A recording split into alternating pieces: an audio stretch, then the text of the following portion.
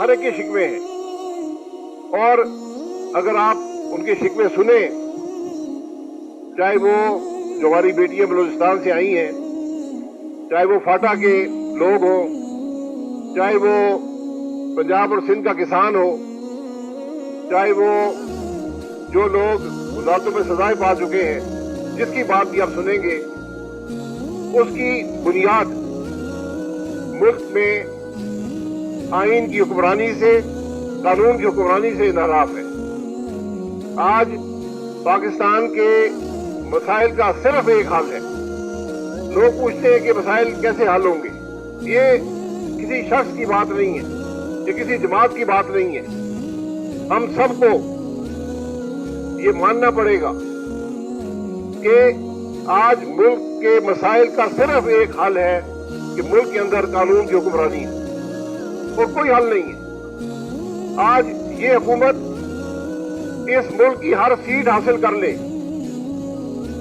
اس ملک کے ہر پارلیمنٹیرین کو عمر ایوب کی طرح 30 سال کی سزا دے دے، بائی الیکشن بھی جیت لے، وہ کچھ نہیں کر سکتی۔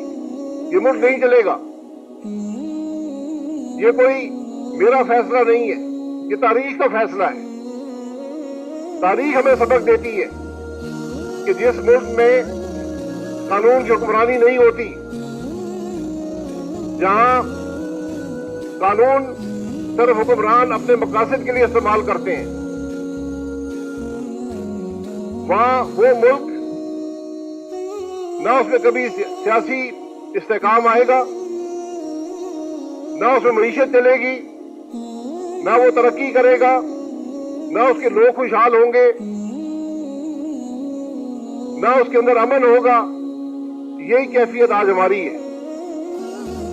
آج یہاں پر کل سے جو مسائل بیان کیے گئے، ان سب کا حل قانون کی حکمرانی میں ہے، آئین کی بالادستی میں ہے۔ ہمارے آئین کا حال کیا ہے؟ آپ صرف چیپٹر 1 جو بنیادی حقوق ہیں، جو رشتہ ہے ایک شہری کا اور ریاست کا، یہ 21 آرٹیکلز ہیں۔ میں نے ان کو بار بار پڑھا۔ آپ یقین کریں شاید 2 یا 3 ایسے ہوں جو آج پاکستان میں سلب نہیں کیے گئے، اور وہ بھی ان پر بھی بحث ہو سکتی ہے کہ وہ بھی موجود ہے یا نہیں ہے۔ آپ خود پڑھ لیں۔ یہ آپ کے بنیادی حقوق ہیں جو ریاست نے آپ کو دینے ہیں، اور آج وہ ریاست نے ہی سلب کر لی ہے، تو پھر ملک کیسے چلے؟ جس ملک کے شہری کو ہم شہری نہیں سمجھتے، اس کا حق دینے کو تیار نہیں ہے، تو پھر یہاں کون سی سیاست ہوگی؟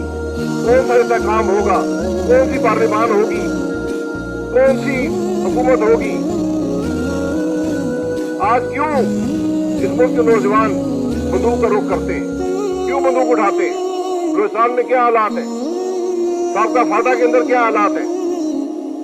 ابھی حسن کیسر صاحب نے ذکر کیا، یہ فیصلہ ہوا تھا کہ فاٹا کے علاقے کو واپس پاکستان کے باقی علاقوں کے برابر لانے کے لیے یہ ایک رقم مختص کی جائے گی۔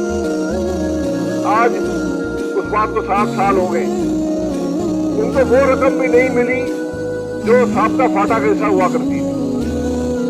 نہ ان کو نظام ملا، نہ ان کو ترقی ملی، نہ ان کو بنیادی حقوق ملے جن کا میں نے ذکر کیا۔ تو آج وہاں کے لوگ کہہ رہے ہیں کہ ہمارا تو پرانا نظام بہتر تھا، ہم تو اس معاملے میں ٹھیک تھے۔ آپ جہاں بھی پاکستان میں جائیں یہی معاملہ آپ کو ملے گا۔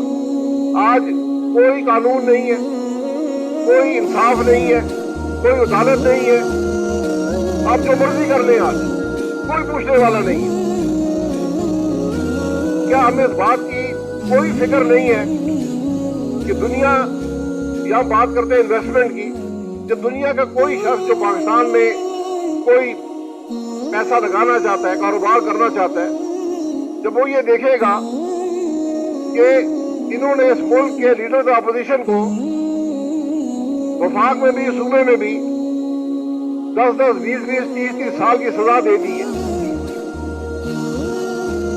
اگر آپ نے سزائیں دینی تھی تو عدالت میں ایسا ماحول ہوتا، ایسے حالات ہوتے، انصاف ہوتا، وہ نظر آتا. یہ ماضی میں بھی بہت سی ہم نے یہ فیصلے دیکھے، لیکن کیا اس ملک کے ارباب اختیار کو یہ احساس ہے کہ اس معاملے کا اثر کیا ہوگا؟ اگر آپ نے اس ملک کے لیڈر اپوزیشن کو عدالت میں کھڑا کرنا تھا تو پھر عدالت چلتی، پریس بھی موجود ہوتی ہے، کیمرے بھی موجود ہوتے. یہ روز پاکستان کے عوام کو دکھاتے کہ اس ملک میں لیڈر اپوزیشن نے کیا جرم کیا ہے.